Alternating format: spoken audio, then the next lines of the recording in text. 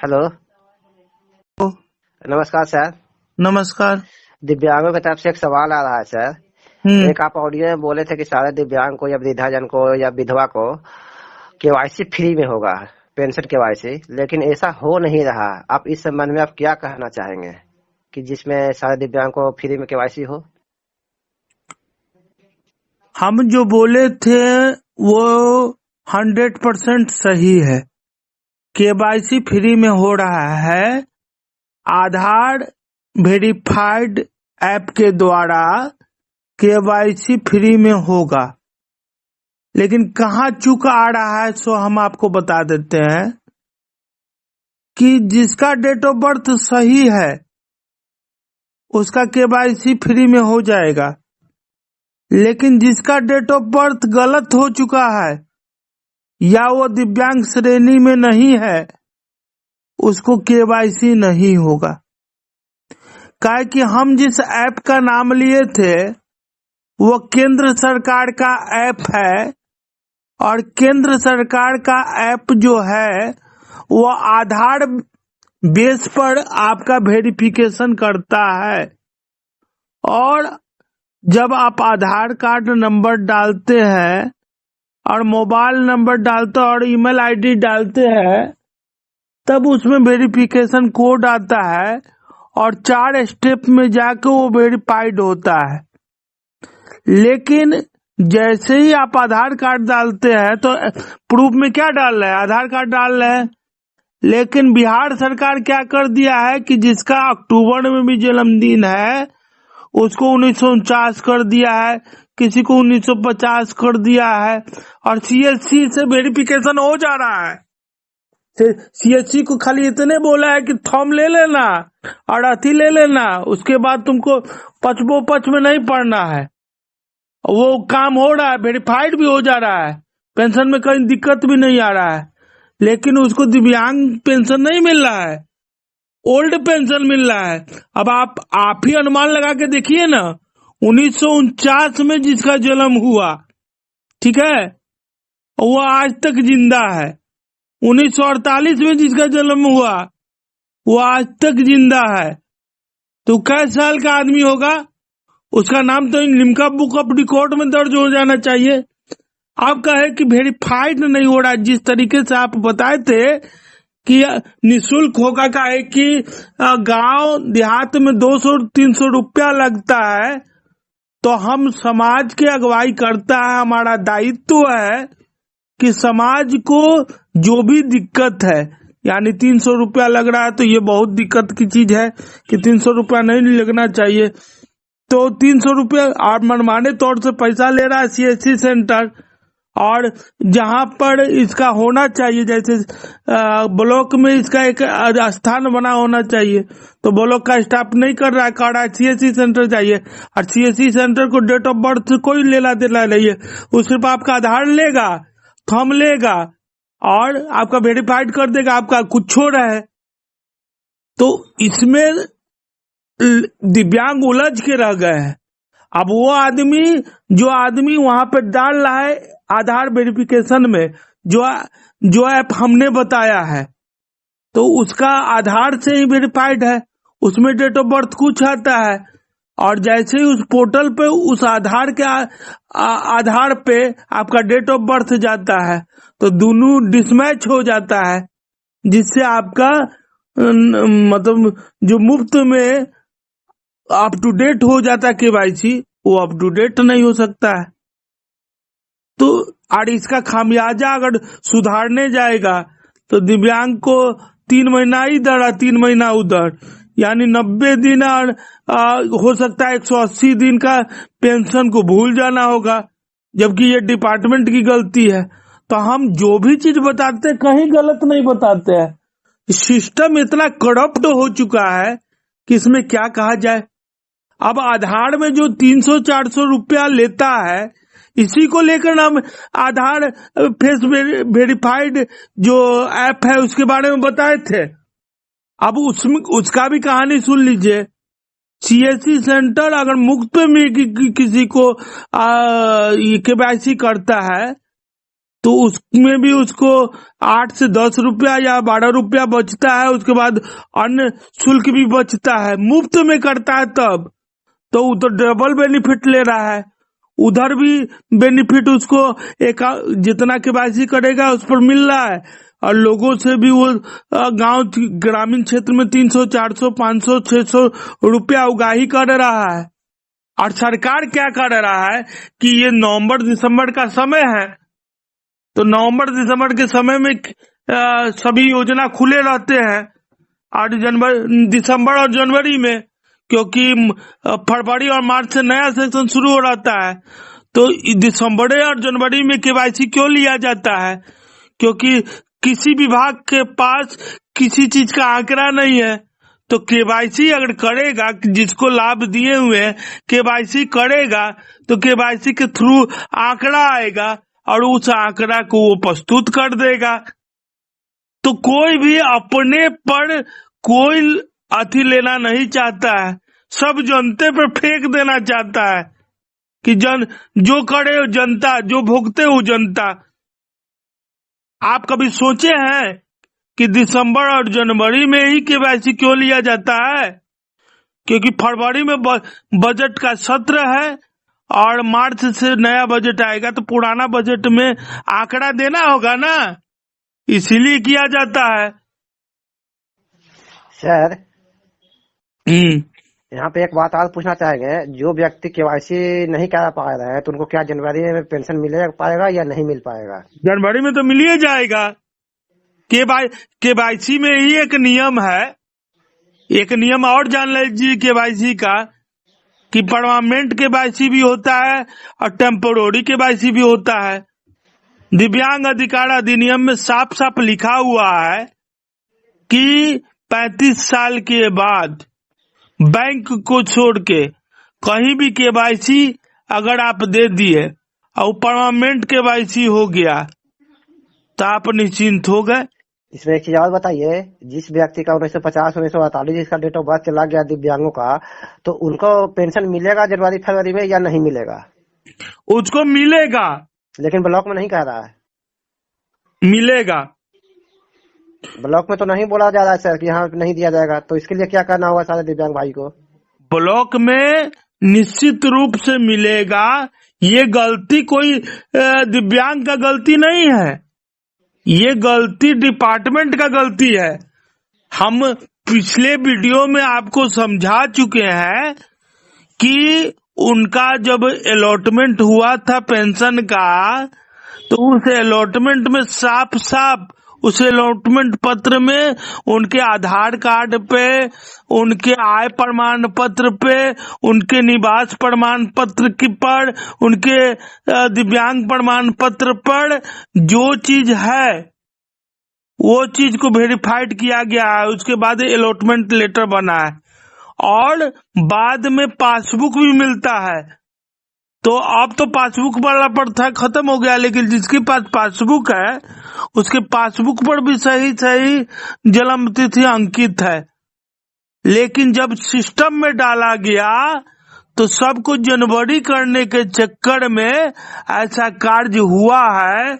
तो वही दिव्यांग एक और क्लेम काहे नहीं कर देता है कि ठीक है हम 1949 के व्यक्ति हैं, 1950 के व्यक्ति हैं, तो लिम्का बुक ऑफ रिकॉर्ड में भारत सरकार ने हमारा नाम दर्ज क्यों नहीं किया?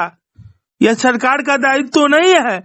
और दूसरा, उसके तहत जो राशि मिलता है इनाम की राशि, वो तो सब दिव्यांग को मिलना चाहिए, तो क्यों नहीं मिला? सब दिव्यांग को तो मिलना चाहिए लिम्का बुक ऑफ रिकॉर्ड के तहत जो इनाम की राशि है, तो वो भी नहीं मिला। इसका सर्वे तो सरकार ही न करेगा।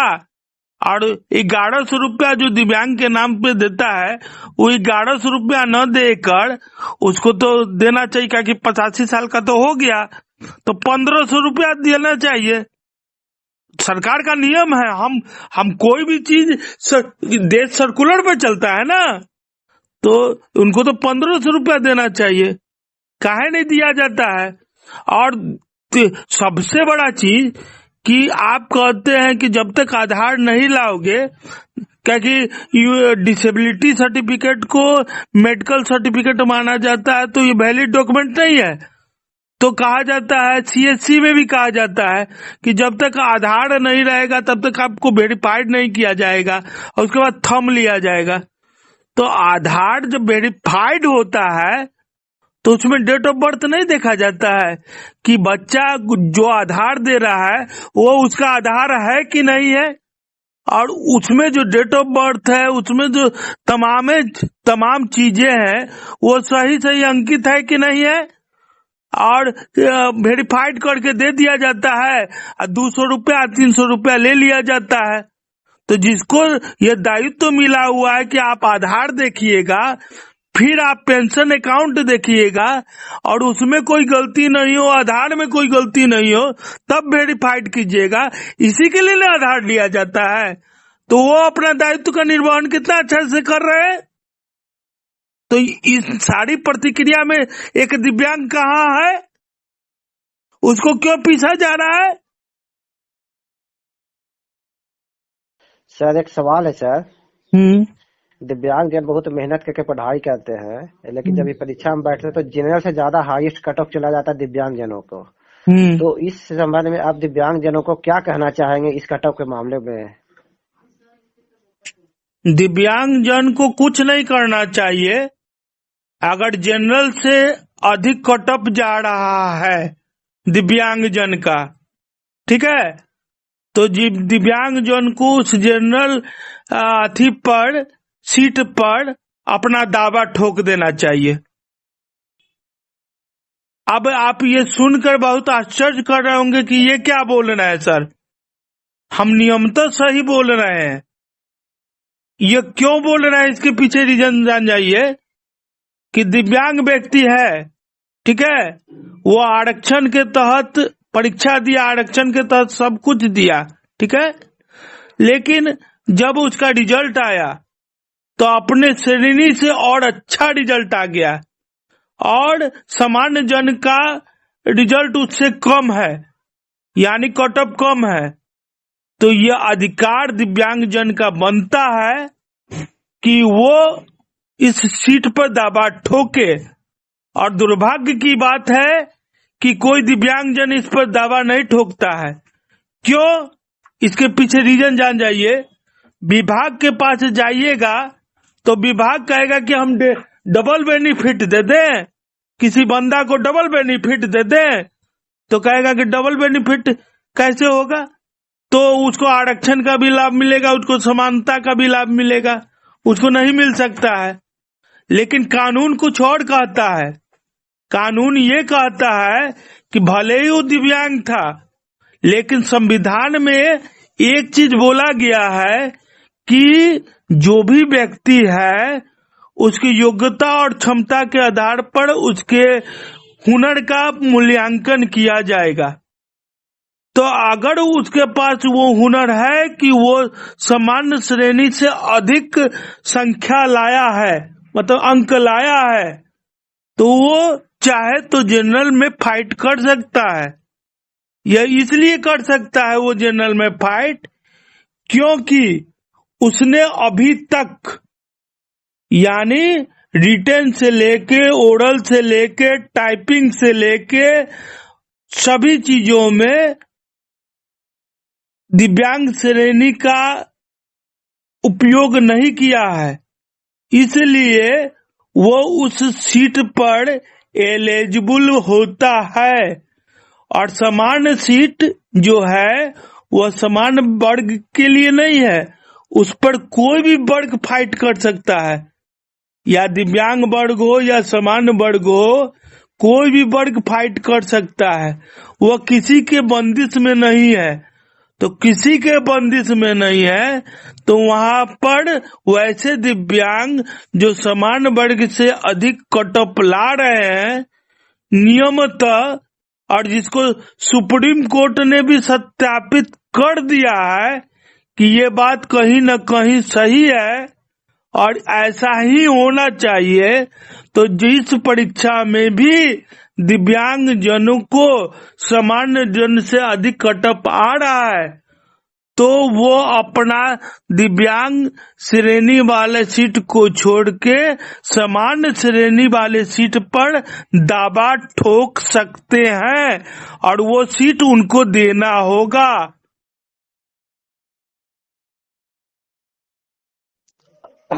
दिव्यांग जनों को जो राशन मिलता है तो राशन कार्ड में बहुत बड़ा समस्या आ रहा है कि जो 35 केजी नहीं बन रहा है, फिर मिलता भी 5 केजी की जगह 4 केजी। तो इस संबंध में शायद दिव्यांग जन को क्या संदेश देना चाहेंगे? प्रत्यक्ष को कभी भी प्रमाण की आवश्यकता नहीं होती है। सभी दिव्यांगजन सबसे पहले मेरा राशन 2.0 ऐप डाउनलोड कर ले और उस ऐप को अपने आधार कार्ड से खोले, उनका राशन खुल जाएगा और डीलर किस प्रकार से राशन की चोरी करते हैं वो स्पष्ट रूप से आपके समक्ष दिख जाएगा।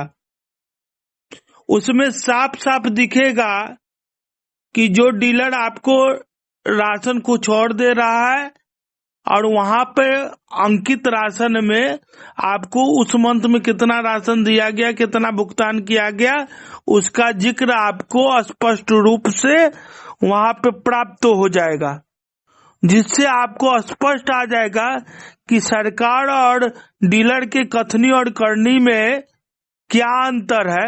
और वहीं पर एक ग्रीवेंस सेक्शन होगा, वहां पर जाकर आप अपना कंप्लेन प्रत्यक्ष रूप से पहले देख लीजिए सारा प्रमाण कि आपको कितना राशन मिल रहा है, कितना राशन दिया जा रहा है, कितना राशन नहीं दिया जा रहा है, और वहीं से आप कंप्लेन रजिस्टर्ड कर सकते हैं, जो कंप्लेन डायरेक्ट विभाग को जाएगा और वहां से आपकी समस्या का समाधान होगा। ये एक पक्ष हुआ राशन कार्ड का। दूसरा पक्ष कि जब आप राशन कार्ड अप्लाई करने जाइएगा ऑनलाइन, तो ऑनलाइन में सरकार भी चीख चीख के कहता है कि हम गरीब और कल्याणकारी योजना को प्रथम प्राथमिकता देते हैं। तो बिहार के एक बहुत बड़े नेता थे रामविलास पासवान, और मृत्यु से पहले उन्होंने एक बहुत बड़ा कार्य किया था दिव्यांग बुजुर्ग और महिलाओं के लिए कि अंत्योदय योजना, जो 35 किलो अनाज वाला योजना है, उसको मंजूरी दिया था। अब उस अंत्योदय योजना सभी चीज तो ऑनलाइन है राशन कार्ड में, लेकिन यह अंत्योदय योजना का कार्य ऑफलाइन है और ऑफलाइन में होता भी नहीं है। लोग एसडीओ पे छोड़ देते कि एसडीओ करेगा और एसडीओ के अंदर है। अब आपको ये खेल समझना होगा, जब सब कुछ ऑनलाइन है तो जो सबसे ज्यादा कल्याणकारी योजना है, जो सबसे ज्यादा गरीब है, उसका कार्य को ऑफलाइन क्यों किया जा रहा है, उसमें पारदर्शिता क्यों नहीं बढ़ती जा रही है, उसके कार्ड को शिविर लगाकर क्यों दिया जा रहा है। और दूसरा चीज है कि जब आपका एसडीओ का से एक कलम नीचे का पदाधिकारी उस पर आपके लेटर पर अनुशंसा करेगा, तब जाकर आपका आरटीपीएस में जो काउंटर से ब्लॉक से रसीद कटता है, वह रसीद कटेगा और तब जाकर आपकी सूची में नाम आएगा। हम यह पूछना चाहते, और इसका जवाबदेही आपका राशन का एमओ, जो आपके गांव का एमओ होगा या फिर आपके शहर का एमओ होगा या फिर आपके पार्षद का एमओ होगा, वो नहीं उठाएगा। कहेगा कि हम इसलिए नहीं उठाएंगे कि एमओ है हम, और ऑनलाइन जो अथी आता रसीद आता है उसका हम अथी जिम्मेवारी उठाएंगे। तो इसमें भ्रष्टाचार कैसे होगा? इसके लिए विकास मित्र आएगा, उसके बाद ब्लॉक के स्टाफ सत्यापन करेगा, फिर वीडियो के पास जाएगा, फिर इसका सारा कुछ होगा। लेकिन सरकार कहती है कि अभी ई गवर्नेंस है और सबसे ज्यादा हम गरीबों पर ध्यान देते हैं, सबसे ज्यादा हम वंचितों पर ध्यान देते हैं, सबसे अधिक हम शोषितों पर ध्यान देते हैं। तो इसका फॉर्म ऑनलाइन क्यों नहीं होता है? इसका सत्यापन ऑनलाइन क्यों नहीं होता है? इसमें पारदर्शिता क्यों नहीं है? और किसी को कह दीजिए कि राशन में दिक्कत है तो एमओ से बात करना है, एमओ समाधान के एमओ के पास जाइएगा तो कहेगा हम ऑनलाइन रसीद का जिम्मेवारी लेंगे, लेकिन आरटीपीएस यानी जो विभाग से रसीद कटता है उसका जिम्मेवारी वो नहीं लेगा, लेकिन ऑनलाइन रसीद का जिम्मेवारी लेगा। ये कितना विचित्र स्थिति है, सो सुन लीजिए। सरकार का ब्लॉक, सरकार का तंत्र, सरकार का सारा कुछ, वहां से ऑनलाइन पोर्टल पर रसीद कटा, उसका जिम्मेवारी एमओ नहीं लेगा, बल्कि ऑनलाइन कीजिएगा तब उसका और इसका ऑनलाइन होता ही नहीं है। और विचित्र स्थिति है, मान लीजिए कि एक एज लिमिटेशन जो लगा दिया गया है कि 8 साल के बच्चे का होगा, 10 साल के बच्चे का होगा, 12 साल के बच्चे, मान लीजिए कि कोई 5 साल का दिव्यांग है, उसका नाम जोड़ना है, उसका ऑनलाइन नहीं होगा और उसका ऑफलाइन भी जल्दी नहीं होता है। अब बता दीजिए 5 साल का बच्चा क्या खाता नहीं है या कौन काम नहीं करता है? तो उसका जो संवैधानिक अधिकार है वो तो उसको मिलना चाहिए। उसके लिए आपको 8 साल 10 साल रुकना होगा। ये कौन सा कानून है या ये कौन सा तंत्र है? और किसी डीलर पर आप शिकायत करते हैं कि यहाँ पर डीलर गलती कर रहा है, यहाँ पर डीलर खुलेआम पैसा ले रहा है, यहाँ पर डीलर कम अनाज का उगाही कर रहा है, तो एसडीओ ऑफिस से एमओ रंगदार बन के फोन कर देता है क्या हम रंगदार हैं? डीलर से तो बाद में बात करना, पहले हमसे बात करो। ये क्यों होता है सो बता दे। यह इसीलिए होता है कि जो भी डीलर है, जो भी राशन कार्ड विक्रेता मतलब राशन को देने का कार्य करते हैं, सब एमओ को कमीशन पहुंचाते हैं और ऊपर से नीचे तक सबको कमीशन पहुंचता है। इसीलिए आपसे डीलर बात नहीं करता है, डीलर से पहले एमओ बात करता है और वो नियम आपको सिखाता है कि ये नियम है, ये नियम है, ये नियम है, ताकि उस डीलर के पास तो आप बाद में जाइए, पहले एमओ से बात की। और एमओ भय पैदा करता है कि हम तुम्हारा राशन कार्ड निरस्त कर देंगे।